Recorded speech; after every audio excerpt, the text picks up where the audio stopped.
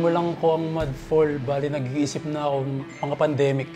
2 years ako nag-brainstorming tapos naisip kong totohanin na talaga, seryosohin ko. Kasama ng, sinuportahan rin ako ng asawa ko na magawa ko yung brand. Tapos, binigyan na rin ako ng asawa ko ng guide na ituloy. Kasi wala akong lakas ng loob. Kasi siya talaga ang business-minded, talagang tatrabaho lang ako. Nakasurvive si Mudfall dahil kahit papano, nakaka-sold out. Unang release namin ng shirt, 30 pieces, 25 pieces, sold out sa mga kamag-anak at kaibigan. Hanggang sa nakilala ng ibang tao na, taga-Cardona pala si Mudfall.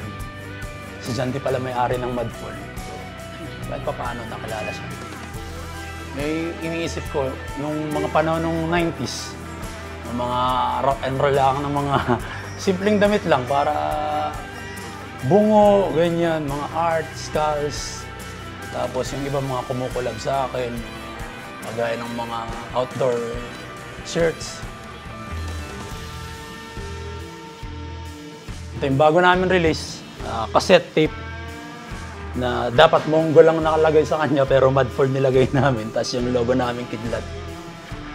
Kung nakikita nyo yung bakante namin na aisle, sana magkaroon kami ng cup.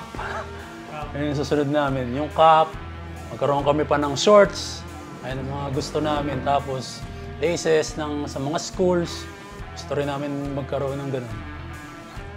Lakasan lang ng loob, kailangan mong ilabas lahat ng lakas ng loob at magsimula ka. Pag may bagay na hindi na nagpapatulog sa'yo, gawin mo na kinabukasan. Just start. Ako si Janty ng Mudfall, taga Cardona.